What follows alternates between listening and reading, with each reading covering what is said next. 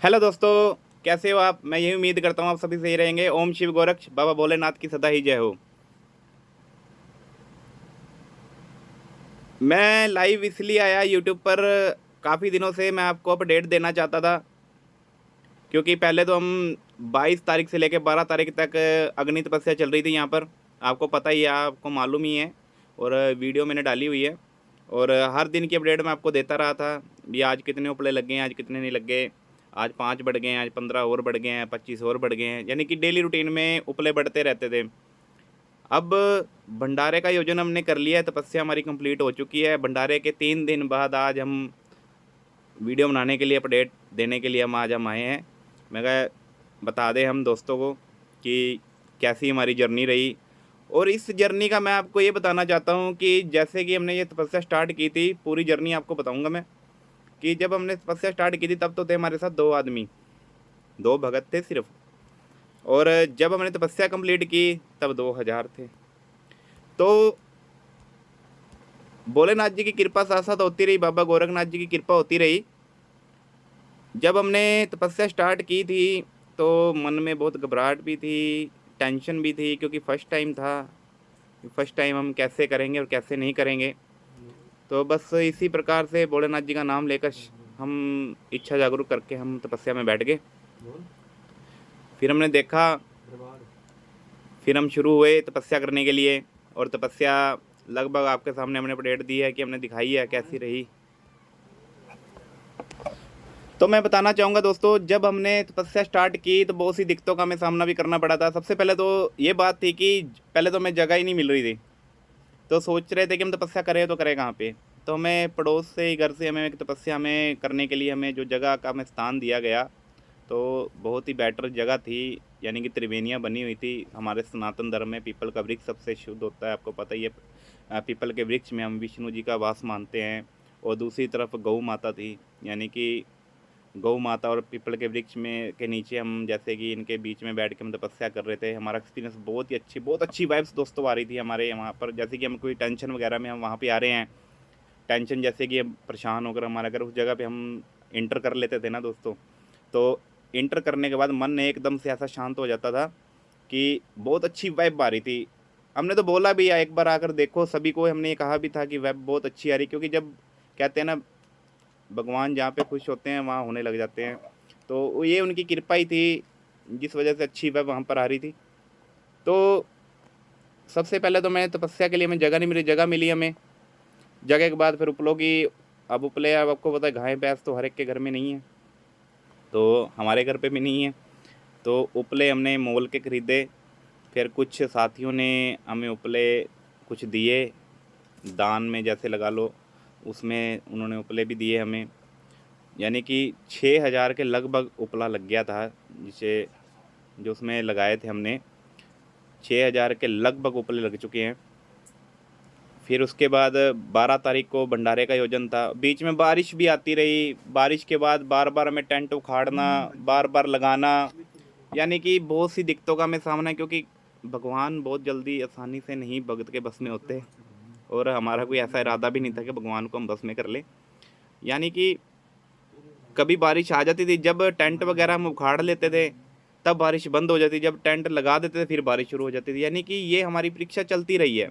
और परीक्षा, जब भी आप सच्ची भक्ति कभी भी करोगे, तो परीक्षाएं तो महत्वपूर्ण, परीक्षाएं तो होती रहेंगी। तो इस प्रकार के हमें दिक्कतों का सामना करना पड़ा। फिर अंदाज़ा था कितने लोग आएंगे, कितने लोगों का हमें यहाँ पे भंडारा लगाना है।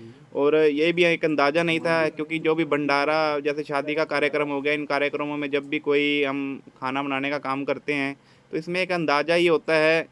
और हमने 900 आदमियों का हमने खाना बनाया था, जिसमें 1800 आदमियों ने यहाँ पर लंगर प्रसाद ग्रहण किया। ये भी हमें खुशी थी कि जब हम इतने लोगों को हम यहाँ पर भोजन ग्रहण करवा पाए, हम अपने आप को सौभाग्य समझते हैं। और जब भंडारे का दिन था, भंडारे के दिन मेले का भी आयोजन हुआ। कुछ लोग आए, वो कहने लगे हम मेला भी लगाना चाहते हैं। तो कुछ 2-4 रेहड़ियाँ वगैरह थी। देखो, हम कौन है मना करने वाले। देखो, भंडारे के आयोजन में अगर किसी के 2 रोटी चलती है तो हमें कोई दिक्कत नहीं है, तो हमें उनको भी हमें परमिशन दे दी और उन्होंने भी अपना यहाँ पर पूरा सहयोग रखा। बच्चों ने खिलौने वगैरह सब चीज़ की, यानी कि हम तो अपने आप को खुशनसीब समझते हैं कि हमारे घर के आगे इतनी रौनक हुई, महादेव जी के श्रद्धालु आए। हम अपने आप को बहुत ही भाग्यशाली समझते हैं। और दूसरी बात, फिर जब हम तपस्या कंप्लीट करके 11 और 12 के बीच में तपस्या कंप्लीट कर जब उठे, तपस्या कंप्लीट करी, प्रसाद बांट के फिर हमें गांव में हमने परिक्रमा करी हर जगह, क्योंकि हमने कबूल रखा था कि जितने भी मंदिर हैं, गुरुद्वारे हैं या फिर जितने भी स्थल बने हुए हैं धार्मिक, वहाँ पर हम जाकर माथा टेकेंगे। और सब जगह माथा भी टेका हमने। और जब हम परिक्रमा गांव में कर रहे थे तो कुछ लोगों ने हमें सहयोग भी किया, चाय पानी का और छबील, मीठे पानी की छबील का भी किया।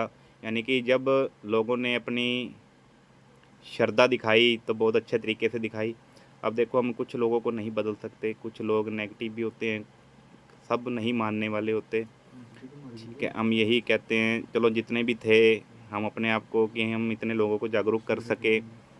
और हम इतने भोलेनाथ के तगड़े भगत भी नहीं हैं और ना ही हम उनके सेवादार हैं। हम तो देखो उनके पैरों की जूती भी नहीं है, ठीक है जी, लेकिन अपने मन में कुछ करने की इच्छा ज़रूर रखते हैं।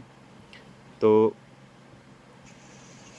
फिर परिक्रमा करने के बाद फिर हम भंडारे का, अब देखो दोस्तों, इतने लोगों का खाना बना और हमें थोड़ा सा प्रसाद भी हमें नहीं मिला, क्योंकि हम लोगों को संभालने में ही थे ताकि कोई भी बिना खाने के रह ना जाए।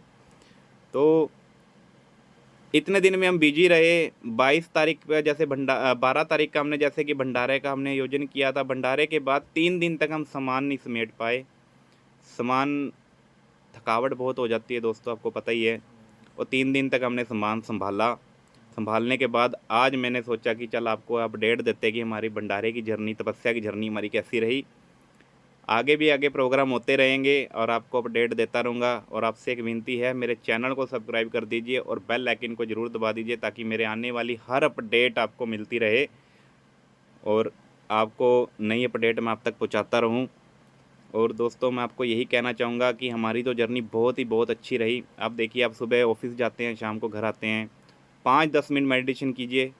थोड़ी देर आप 5-10 मिनट भगवान के लिए निकालेंगे तो बहुत अच्छा रहेगा। बहुत अच्छी वेब आएगी आपके पास और दिमाग भी सही रहेगा और सुख समृद्धि सब चीज़ आएगी। तो ये महादेव की कृपा है, हम तो इस रास्ते पर चल पड़े हैं। तो यही मैं आपसे कहना चाहूँगा। आने वाली अपडेट आपको मिलती रहेगी दोस्तों। और भंडारे की आपको जर्नी मैंने बता दी है, किस प्रकार से हमने क्या कुछ किया, क्या नहीं किया। लेकिन आगे भोलेनाथ जी हमसे कब करवाएंगे, अगले साल देखा जाएगा। अगले साल पूरी तैयारी से हम करेंगे अगर भगवान जी की इच्छा हुई तो इसी वीडियो के साथ मैं दोस्तों विदा लेता हूँ आपसे और आगे नई अपडेट के साथ आपको मिलूँगा। ओम शिव गोरक्ष।